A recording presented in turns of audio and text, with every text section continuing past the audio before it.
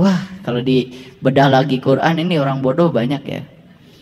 Stop aja dulu sampai di sini. Kira-kira di ruangan ini ada nggak orang bodoh? Itu aja pertanyaan saya sebelum diteruskan. Ada apa tidak? Ya udah jawab sendiri. Dan saya nggak bisa menghukum kalian. Saya tidak berani mengatakan kalian orang bodoh. Saya juga tidak bisa menyebut kalian orang pintar. Kalianlah yang paling tahu. Saya cuma memberikan rambu-rambu untuk menilai diri. Apakah kita hari ini sudah pintar atau masih bodoh? Itu aja. Ya, gitu. Hati-hati. Orang bodoh bukan berarti tidak punya ilmu. Ilmu nama loba ngan apalan wungkul. Ayat kursi apal. Al-Ikhlas apal. Berita ikhlas wae. Betul nggak? Al-Falaq apal. Oh, eta mah ayat paling utama, betul? Iya. Tapi tercaang-caang. Anas apa? Tapi terjadi jelema nepi ka ayeuna. Itulah pengetahuan yang tidak jadi ilmu. Makanya kalau pengetahuan cuma sebatas hafalan, tidak memuara menjadi implementasi, nggak ada artinya. Ayo lihat, percaya nggak sama saya? Kalau negara yang bikin mobil itu kaya, percaya? Kenapa kaya? Mereka dapat berkah dari semesta. Wajar? Wajar. Kenapa? Mereka punya pengetahuan dan pengetahuan diimplementasikan jadi kenyataan. Orang yang jualan tadi, jualan setrika, benghar? Benghar. Apa isinya setrika? Cuman kumparan digulung, kawat kecil yang hambatannya besar. Karena apa? Kalau kawatnya makin kecil, hambatannya besar. Kalau hambatannya besar, gampang panas. Cuman menggunakan pengetahuan tentang hambatan kawat, dia bisa menciptakan setrika. Kumaha caranya supaya setrika bisa on off ketika panas, jetrek, eureun. Tiis, jetrek, kurung deui. Pakai bimetal jadi saklar. Apa bimetal? Cuman logam dikeling jadi saklar, gitu aja. Tapi diimplementasikan dalam hidup luar biasa. Coba di rumah kalian ada nggak stop otomatis air? Ada kan? Cuman pakai humah Archimedes itu pakai pelampung. Jadi ketika air tuh naik ya ke toren di atas. Kalau torennya kosong, kan ngaplek tuh, turun si pelampungnya itu.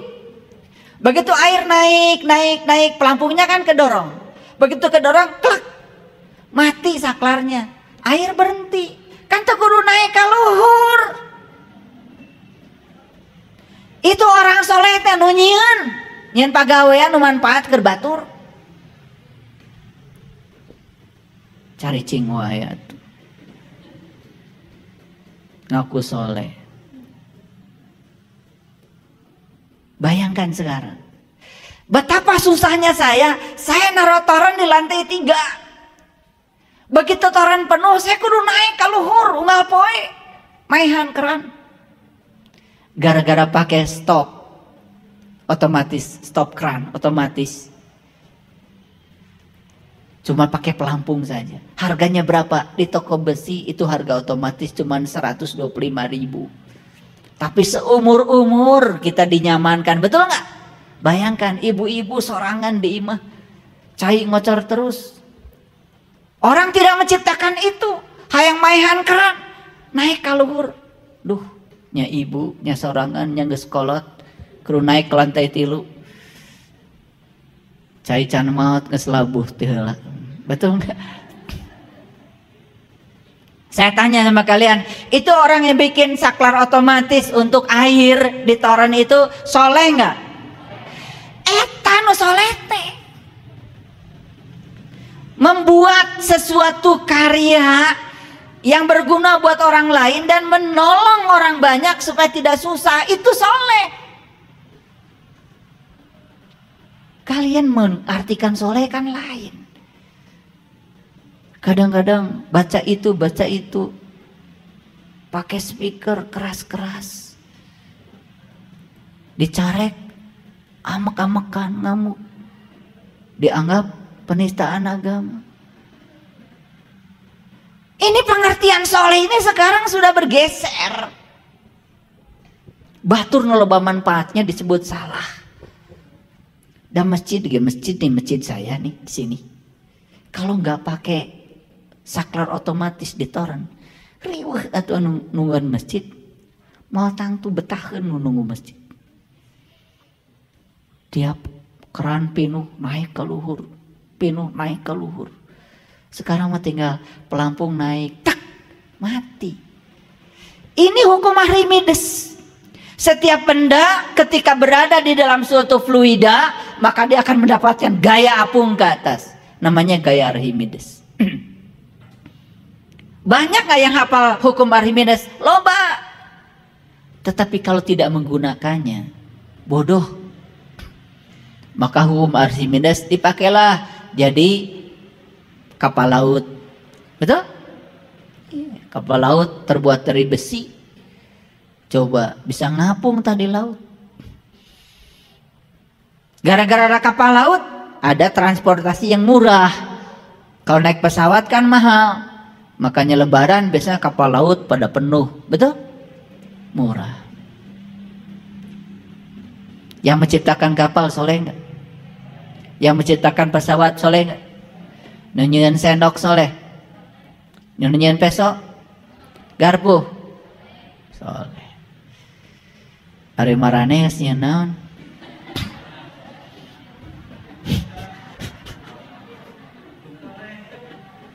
Baru apal idgham biguna aja 4 udah ngaku soleh.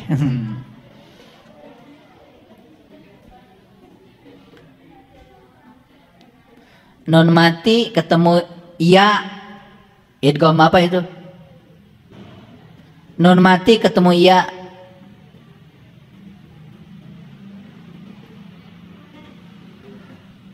Wa may yuti'illah. Tidak dibaca waman yuti'illah. Karena nun mati ketemu ya, ada tasdid. Idgham apa itu? Biguna. Soleh nggak kalian tahu itu? Soleh nggak? Biasa aja. Dan selama itu yang kalian sebut soleh. Mari maksud saya. Cik atuh kakarat bisa baca gitu wae mentong sombong. Mun apal ihfa 15.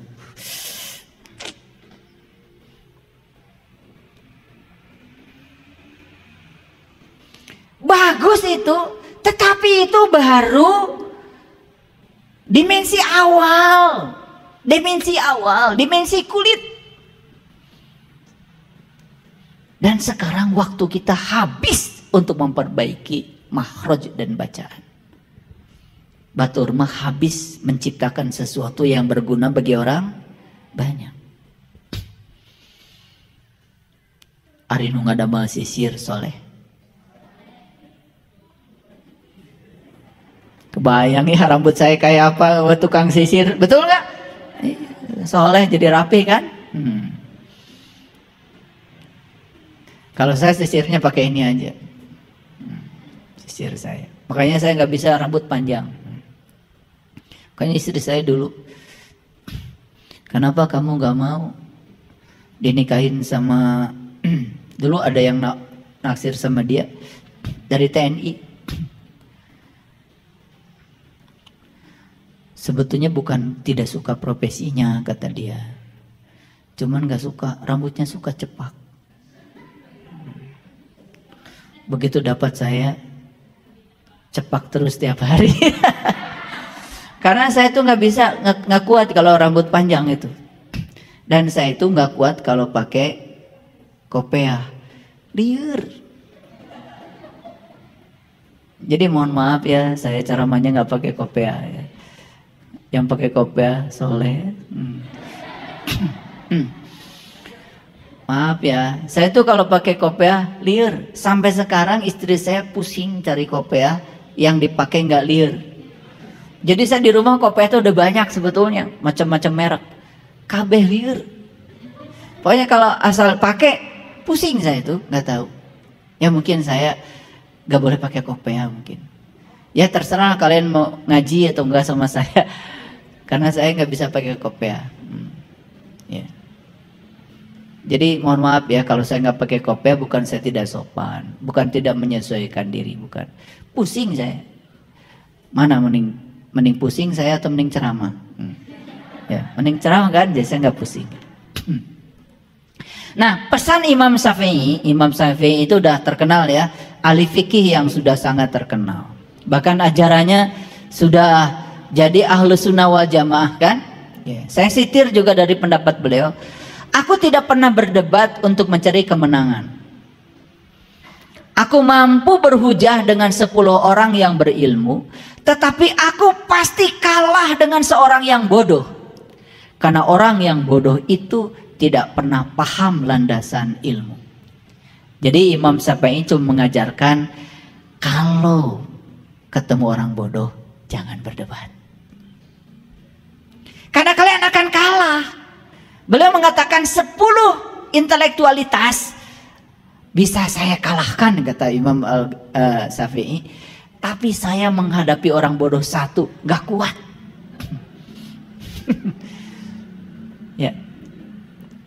Aku mampu berhujah dengan 10 orang yang berilmu, tapi aku pasti kalah dengan seorang yang bodoh, karena orang yang bodoh itu tidak punya landasan, paham landasan ilmu.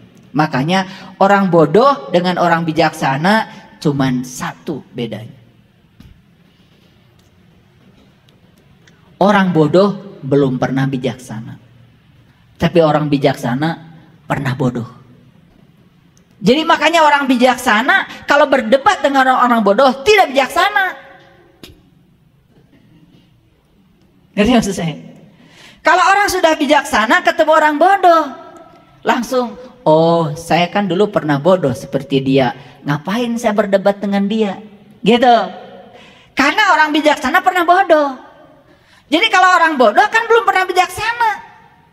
Makanya orang bodoh tidak tahu apa kebijaksanaan. Oleh karena itu Imam Syafi'i mengatakan 10 berilmu pasti aku kalahkan, dan aku bisa berhujah kepada mereka, tapi menghadapi orang yang bodoh saya tidak berdaya. Sama, saya juga kalau ketemu orang bodoh itu saya tidak berkutik, diam aja. Makanya setiap kali berdebat dengan kelompok intelektual aku selalu menang. Tetapi kalau aku berdebat dengan orang bodoh, aku kalah tanpa daya. Makanya Imam Syafi'i kalau ketemu orang bodoh cuman diam. Karena kalau bicara juga percuma. Gitu. Ini ngerti nggak? Jadi kalau saya tidak mau berdebat dengan kalian, tahu kan kalian kan? Gak usah dijawab.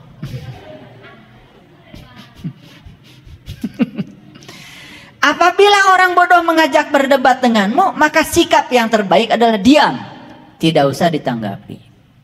Apabila kamu melayani, maka kamu akan susah sendiri, dan bila kamu berteman dengannya, maka ia akan selalu menyakiti. Dan orang bodoh itu bukan sekedar berbahaya, kalau kita berteman dengan dia selalu menyakiti. Orang bodoh. Nah, apa ciri orang bodoh? 1, selalu merasa yang paling benar. Yang kedua, ciri orang bodoh itu tidak ingin memahami pemikiran orang lain. Jadi percuma bicara sama dia, karena pemikiran kita tidak akan bisa dipahami, karena dia merasa paling benar. 3, menyepelekan orang lain. Kalau orang lain berbicara, cuman gitu saya juga bisa. Padahal sebetulnya ilmunya dia itu untuk dirinya sendiri aja sudah tidak menolong. Yang keempat, suka menyombongkan diri.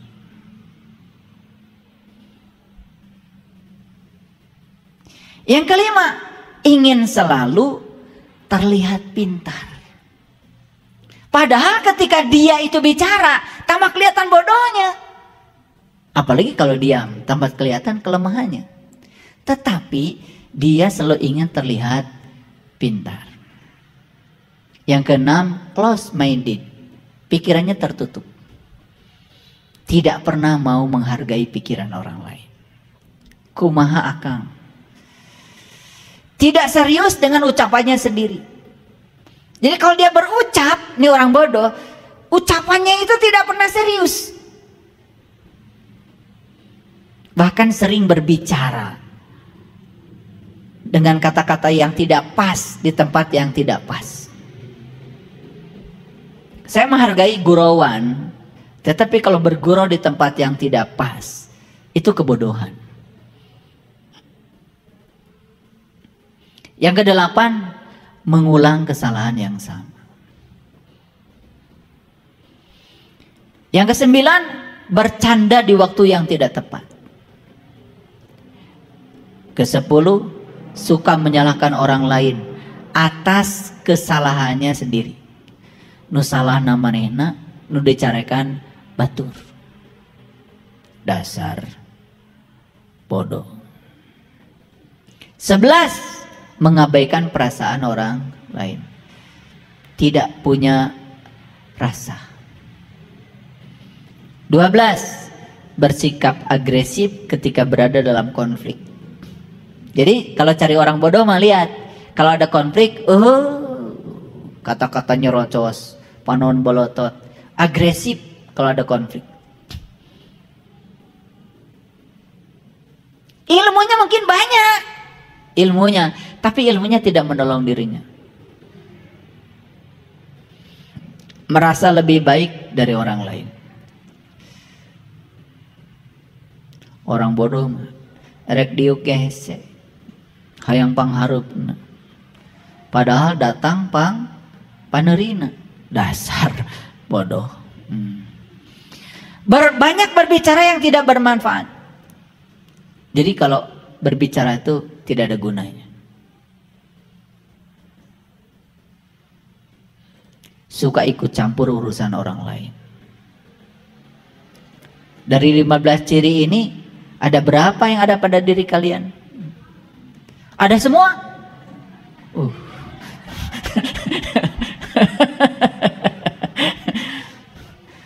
Ngaborong mah nanti lebaran, borong kue buat bagi keun. Tong ngaborong ciri-ciri orang bodoh. Cing atau tong diborong nu kieu mah. 15-belasnya ada. Nah, ciri orang bodoh yang ke-15, suka ikut campur urusan orang lain. Ini nih, suka gatel kan kalau nggak ikutan urusan orang itu. Bodoh. Jadi orang bijaksana PS orang bodoh. Orang bodoh menganggap dirinya bijaksana, tapi orang bijaksana tahu kalau dirinya bodoh. Makanya orang bodoh tidak pernah belajar. Orang bijaksana terus belajar.